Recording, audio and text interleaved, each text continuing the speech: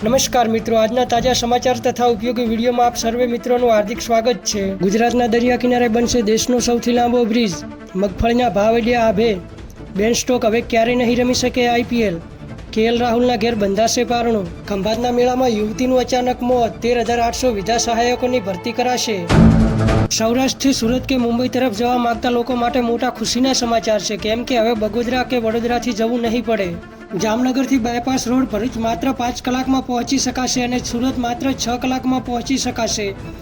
જામનગર વાયા ભાવનગર થઈને Bhavnagar Bharuch bypass road માત્ર 1 કલાકમાં પહોંચી શકાશે। ગુજરાતના દરિયા કિનારામાં બનશે દેશનો સૌથી લાંબો 30 કિમી બ્રિજ, જામનગરથી સુરત માત્ર 5 કલાકમાં પહોંચી શકાશે। મિત્રો, વિડીયો જો સારો લાગતો હોય તો એન્ડ સુધી નિહાળજો અને મારી ચેનલને લાઇક, શેર અને સબસ્ક્રાઇબ કરવાનું ના ભૂલતા। ભાવ અડ્યા આભે, ગુજરાતમાં 11 નવેમ્બરથી શરૂ થશે ટેકાના ભાવે મગફળીની ખરીદી। મુખ્યમંત્રી ભૂપેન્દ્ર પટેલ હિંમતનગરથી રાજ્યના 160 કેન્દ્ર પર કરાવશે ઓનલાઈન રજીસ્ટર માટે 10 નવેમ્બર છેલ્લા દિવસે ખેડૂતો પાસેથી સરકાર પ્રતિમણ 1356 રૂપિયાના ભાવે મગફળી ખરીદશે। ખેડૂત પાસેથી મહત્તમ 200 મણ મગફળી ખરીદવામાં આવશે। શું હવે બેન સ્ટોક ક્યારે આઈપીએલ નહીં રમી શકે? બીસીસીઆઈના નવા નિયમ બનશે તો તેના કારકિર્દીના અંતનું કારણ।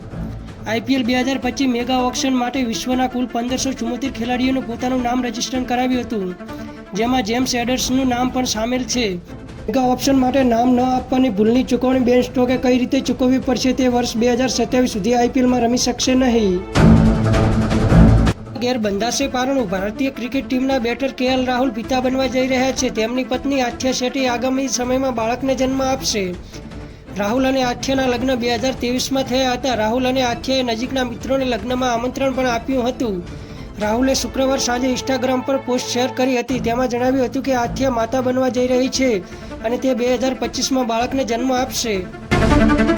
ખંભાતના મેળામાં રાઇડ્સમાં બેઠેલી યુવતીનું અચાનક મોત, અન્ય એક વ્યક્તિનું હાર્ટ એટેકથી મૃત્યુ, અંતે મંજૂરી વગર ચાલતો મેળો કરાવ્યો બંધ। ખંભાતના ચકડોળ ગ્રાઉન્ડ ખાતે આયોજિત લોકમેળામાં બ્રેક ડાન્સની રાઇડ્સમાં બેઠેલી યુવતીને અચાનક લોહીની ઉલટી થયા બાદ મોત નીપજ્યું હતું। મેળો માણવા આવેલા અન્ય એક વ્યક્તિનું પણ હાર્ટ એટેકના કારણે મોત નીપજ્યું હોવાના અહેવાલ સાંપડ્યા છે। અત્યારે મંજૂરી વગર 10 દિવસથી ચાલી રહેલા મેળાને અંતે પોલીસે બંધ કરાવ્યો હતો। દિવાળી પહેલા રાજ્ય સરકારની સૌથી મોટી જાહેરાત, પ્રાથમિક શાળામાં 13,800 વિધા સહાયકોની કરાશે ભરતી।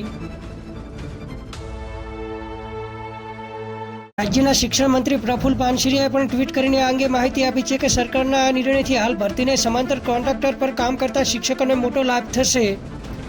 ગુજરાત સરકારે સરકારી પ્રાથમિક શાળાઓને શિક્ષક તરીકે દિવાળીની ઉજવણી માટે મોટી ભેટ આપી છે। આવા જ તાજા સમાચાર જોવા માટે મારી ચેનલને લાઇક, શેર અને સબસ્ક્રાઇબ કરવાનું ના ભૂલતા।